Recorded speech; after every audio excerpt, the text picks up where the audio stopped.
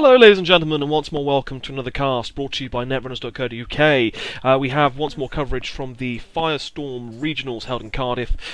We have our very own Dave Hoyland on the left there playing HB Engineering the Future, and once more we have Tim on the right from Birmingham playing Andromeda. So this is game 3 of the top 8 of regionals. For those of you who've watched the previous games, you'll know that again Seb from Oxford was knocked out of the winners bracket, making room for Dave, who won his previous game. Again, they have to swap their faction that they chose to play, and so we have Tim playing his runner deck rather than his corp deck. And we have Dave playing his corp deck instead of his runner deck, which he played last time. Now, I can tell you once more that Dave here really didn't want to play his corp deck against Tim, and there's a very good reason for that, which hopefully we'll be able to demonstrate and evaluate throughout the process of this game. And we're going to start off with ice, and install. Probably an asset-based economy, so he gets extra credit and passes the turn. The joy of engineering the future, all the tempo. And here it is, in all its glory. We have security testing first click, we have fairy second click, and then 2 dirty laundries, presumably going on to archives there, so plenty of cash, at which point Dave will res the EVE campaign and take his 2, paying 5. So security testing, ladies and gentlemen, this is the card which single-handedly causes significant problems for asset-based economy. It gives you 2 credits. You basically nominate a server and you run on it and you get 2 credits, and then you run on it again and you take another 2, and you then obviously get the other credits from Desperado or Data Sucker and so forth. So in a Desperado Data Suckery deck, which we all know is fairly strong at the moment, understatement of the year, security testing is devastating, and again especially against this deck, which has a lot of asset-based economy, a lot of things to trash. So Dave sensibly and wisely there installing ice over his remote server, attempting to try and deflect the inevitability of losing that EVE campaign. And again, there's no way that he can afford to do that. He's going to nominate archives though for his run, and he's going to run archives first click. Second click he will run onto the EVE campaign Ramon. He's not going to res, so he will trash. It's going to cost him a fair few bob, but he gets the money from security testing. It's like a little mini magnum opus at the very least. As long as you can get through and have a free and easy server to run, he's going to run R&D, and he is not going to res the ice there. He's going to see an Adonis campaign by the looks of it, which surprisingly he lets him keep. I probably would have been tempted to trash that there and deny him the money. He's going to pass the turn back over. Oh, sorry, he's going to run HQ and see an Eli, which he isn't in a position to be able to click through, bounce and pass the turn. Mandatory draw for Dave. So again, there was a real situation, a real problem here, in that security testing wrecks this deck, and Dave was very much of the opinion that he's going to have to redesign and relook at his corporation deck in time for the forthcoming events. But he's going to install into the remote, take some credits, pass the turn over, at which point Tim has a quick look to see what kind of money he has access to. And Dave probably needing here to get some cash and get it quick. He's going to want to advance out his agendas very quickly and attempt to rush through his deck here. He's going to run HQ, and he's going to see what he sees, which is Grim. Oh, sorry, he's done a legwork. I do apologise. So he sees all 3. He's not going to trash the Adonis. He is going to steal the Gillihands in hand. So again, legwork, another really effective tool. Looks like he went run HQ with legwork, click, click, and then saw all 3 cards. Dave's going to res the Adonis campaign and take his money. And mandatory draw. So, legwork, another strong card from Honor and Profit that kind of replaces the need for a Sneak Door beta, certainly an Andromeda at the very least, and obviously Sneak Door and security testing don't particularly play nicely together, and they're not cards that really want to be in the same deck, because you generally will find that archives will get iced up when you're playing security testing, and so it's not necessarily the most synergistic combination in the world. But legwork doing very good work and taking the early 1-point agenda. Dave has installed into that remote server and giving some thought as to what he's going to do next. And again, it could be that he maybe looking, okay, no, he's going to ice up at HQ, so looking to protect against the somewhat inevitable account siphons. And again, with the Eli, the porous Eli there on HQ, that's probably pertinent. Tim's going to draw twice, and he's going to take 2 credits and pass the turn. Sorry, no, I tell a lie. He is gonna, security test archives, and now he's gonna run on the remote server. He is going to use his ferry and pay to break the Itchy. You have to forgive me while I try to keep track of what they're doing here. He's going to discard a Plascrete, so he's not too worried about the Scorch. It's going to be interesting. He's going to install into that remote, and gaining his 1 for engineer in the future. And take another 2, I think, at the same time. First click is going to be Tim for draw. I think he wants more nominated archives there as the server of choice for security testing. And again, a great way to get extra capital, particularly if you've got a Desperado on the table, or a Data Sucker. The 3 of them together form an unholy trinity of death and destruction. He's going to run R&D, at which point he will see an Eli, which Dave will res. And he has to decide here whether he's going to click through it or bounce. He's going to bounce, and he's going to play a ferry. He's going to run on the Itchy remote. He's going to break, and he's going to access, he's going to score another Gillahans. So, good play there. I think it's Gillahans anyway. Dave's going to draw.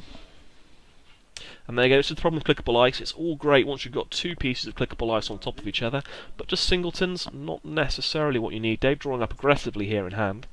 And he's going to take some money and pass the turn over. Again, at which point Tim will draw first click and play a Desperado. So again, almost certainly having nominated archives there as his security testing target. He will do so and gain 3 rather than 2 because of the Desperado credit. Again, security testing so flexible, you don't have to do it first click. He's got a special order for his third, I think, final click, and he's going to pass the turn over, at which point Dave will do his mandatory draw. He's going to install over the remote, and install into the remote, and gain a credit. So, it's only 2 points. It's very early doors still. Certainly nothing to be too concerned about in Dave's position at the moment. But, economy engine is very much set up, but no breakers as of yet. He just special ordered for something. I didn't quite see what it was, but I expect we're about to see it on the board. Probably either a Mimic or a Corroder, almost certainly a Corroder, I would imagine.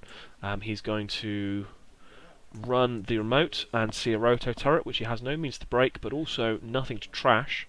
So, just ends the run. I think it's probably an agenda in there. It would be safe to assume. Dave probably hoping not to have to have resed that, but unfortunately is left with very little choice. So he's got no means to break it. He'll bounce off, but no trashing. But it does keep whatever's in the root of that remote safe. He will play his Corroder and pass turn over at mandatory draw. And I think Dave's running a little bit low on economy here, but he will nevertheless use the opportunity to score an ABT. And will we see a trigger? That is the question. I think he's definitely giving it some consideration. With only 5 pieces of ice out on the board, it's not necessarily the worst thing in the world, but obviously high risk. And oh, he is. He's going to do it, so he's going to look at 3. And we're going to see, and nothing. Unfortunately, all 3 go into archives, and that is undoubtedly the risk of ABT, unfortunately. So he will, unsurprisingly, security testing archives, at which point he will run, so that wasn't a Jackson Howard there in the remote, and score the other ABT. And he'll gain his 3 credits as well as 2-point agenda, all for just 1 click, and that is certainly good value.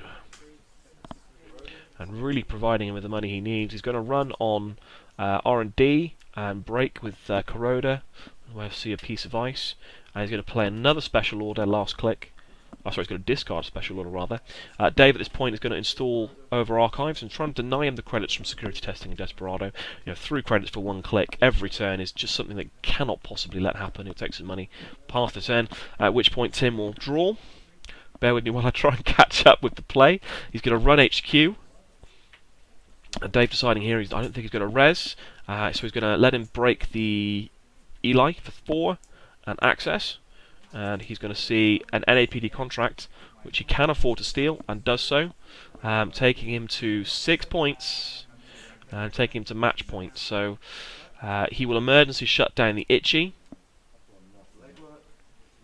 and I mean he's just unfortunately all over Dave here. This is the problem with clickable ice. He's getting easy accesses and getting a lot of tempo while doing so. with the brutality that is security testing from Honour and Profit. Undoubtedly one of the MVPs of Honour and Profit there for Criminal, along with probably Legwork, which we've already seen as well. Dave going to install into that remote, and looks like he's got a security testing the outside remote potentially there. Not too sure. And pass turn back over, so he's got a draw, first click.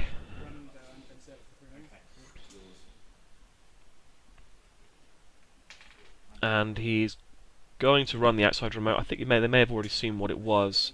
I have no idea, I honestly can't recall. Play Desperado for 1 credit. And he's going to inside job R&D. And he's going to see an NAPD contract, which he cannot afford to steal, so it goes back on top. That was the game-winning agenda, but unfortunately he was not in a position to be able to steal it. And Dave will score the third ABT. He's going to trigger it, no hesitation this time round. And we're going to see what he gets. And it looks like it's 2 non-ice, 1 ice. And he's got to decide where he's going to put this last piece. And hopefully it's something a little bit hefty. Oh, he's installing it face down. Yeah, indeed, face up. So he gets a wall of static there on top of that remote. Hopefully able to score out. And it's now 4 points to 6 points. So it's a little bit closer. That ABT may have been a disaster though if he's ditched an agenda into archives, and certainly he was in a position where he didn't have much choice to do so. So once more security testing that far end remote, and he's going to get his easy 3 credits. Again, I'm not sure what card it is, but he's not trashing it, whatever it is. Either that or he doesn't get to access, of course, so sorry. Just an open remote, he doesn't access, he just gets his credits from security testing in Desperado. He is going to run archives, and he will see a quandary, which he has no means of breaking, so he'll bounce. Just 1 credit to res, and the run.